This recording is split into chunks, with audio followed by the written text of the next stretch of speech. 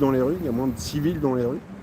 Mais le peu de civils qu'il y a, j'en ai vu qui allaient au contact et qui venaient effectivement. Euh, alors, il y a principalement des gens qui viennent aussi avec des chariots, hein, qui viennent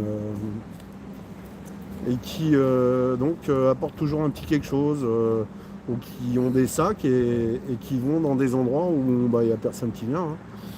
Euh, donc oui, j'ai vu un peu plus de monde. Euh, alors, il faut dire que après discussion, j'ai discuté avec ceux qui étaient dans la rue, euh, les SDF disent globalement que le jeudi soir, le vendredi soir, le samedi et le dimanche, il y a, il y a des gens qui se mobilisent beaucoup plus Mm. pour leur venir en aide. Mm. Là où ils ont le plus de mal, c'est le lundi soir, le mardi et le mercredi. Et donc, c'est dans ce sens-là où bah, j'ai changé la priorité et la fonction en fait de soins et repas. C'est que je pense,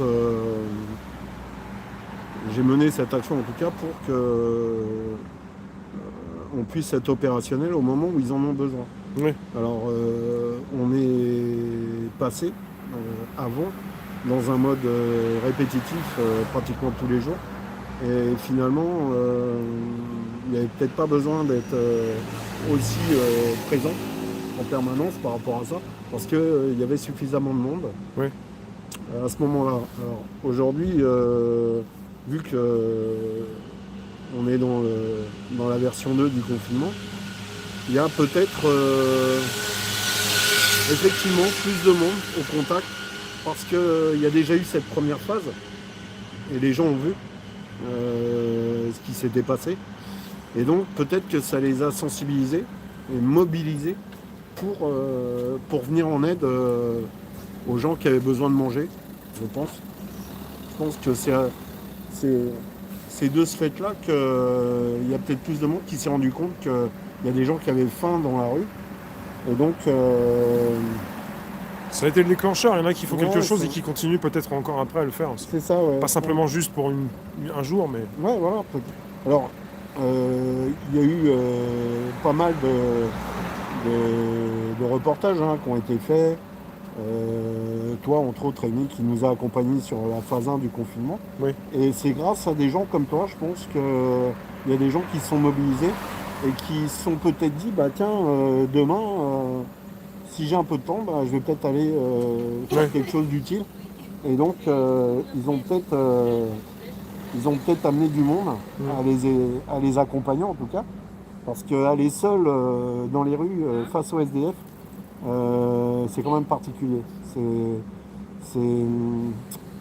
On va dire que des fois, je me suis senti, euh, pas en danger, mais je me suis senti, c'était limite. Il fallait vraiment imposer ma présence pour leur faire comprendre que si jamais ça dérape, après, ben, ils perdent tout. Moi, je C'est-à-dire que comprends. J'ai ressenti ça autrefois. ouais, je leur ai présenté d'ailleurs, la dernière fois j'y ai été, il y a un gars qui a essayé d'ouvrir la porte de la voiture et je l'ai regardé droit dans les yeux et je lui ai dit mon gars, si tu ouvres la porte, je m'en vais et t'expliqueras à tes potes pourquoi je m'en vais. Et donc les gars ont commencé à regarder le gars en lui disant et en lui faisant comprendre que si jamais, si jamais ça se passe mal, c'est lui qui va être pris à partie. Et donc ça pouvait aussi le mettre en danger. Donc on est resté dans la phase de dialogue. Mm. Et donc, cette phase de dialogue a amené, on va dire, à la négociation. Donc, il s'est rapproché, voilà, il s'est écarté de la porte et il s'est rapproché pour, pour, euh, pour être avec eux et donc que ça ne déclenche pas une bagarre. Oui. Mais souvent, ouais, on a été limite de gens qui allaient.